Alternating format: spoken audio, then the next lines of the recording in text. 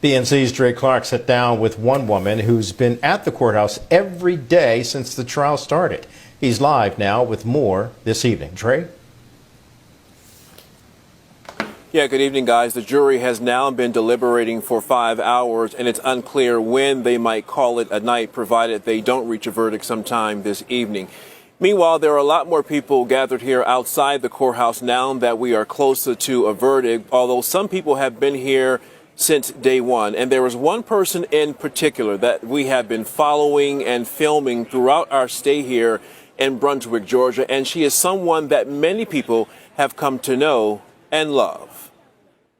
No, I'm good. If you've ever wondered what commitment looks like, Got to go take my sign up. meet 87-year-old Annie Polite. Every day, rain or shine, she shows up at the Glenn County Courthouse. Good morning, good morning. She uses the support of her walker, but she has the willpower of a young soldier. Nothing can keep her from coming here. Shut it down! Every turn of her wheels, every step of the way, is a move closer to getting justice for Ahmaud. I feel it's a responsibility, and we all should be out here supporting the Arbery family because they have been through so much. She's a genteel Southerner, soft-spoken, and as her last name suggests, she's always polite. I just try to do whatever, whenever I can, and be helpful wherever I can. Because if God bless you, you need to pass that blessing on and share it with others. Miss Annie has seen and done a lot in her nearly 90 years. I picked many rows of cotton, picked some peaches. And she's been called the N-word more times than she can recall. The memories of segregation, Jim Crow, and the murderous Klan never go away. You had to be on your P's and Q's when you heard of the Klan or the CC Rider boys or any persons like that. You would make yourself scarce. Some have said the killing of Ahmaud Arbery was a modern-day lynching, or it's this generation's Emmett Till.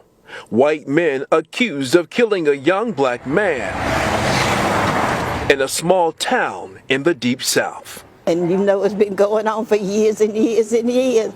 And here I am, 87, and still in the fight. She marches with the people, sometimes outpacing people who are much younger.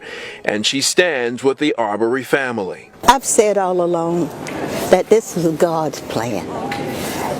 I believe that He picked the Arbery family because that's a strong family. They stick together.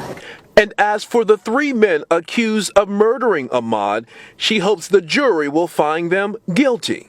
But ultimately, she says, true justice rests with the higher power. The good book says we are not to judge.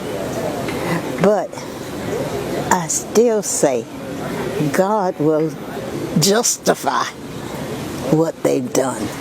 And He will make it right for not only the Arbery family, but for the state of Georgia and the USA and the world.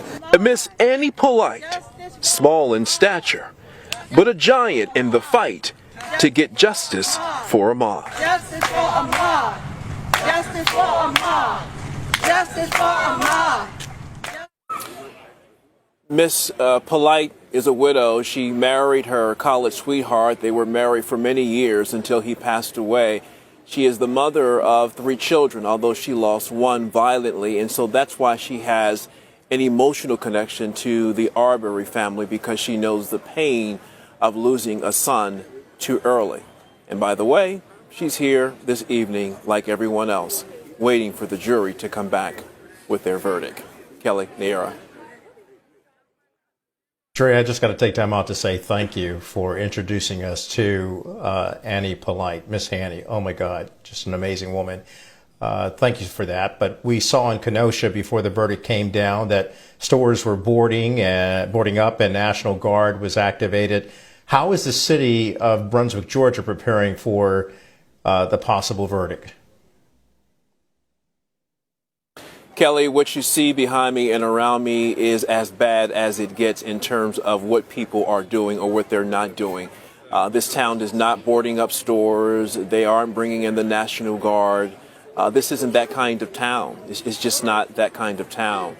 Back when Ahmaud Arbery was shot and killed, they marched. And then the next day, everybody got up the next morning and went home.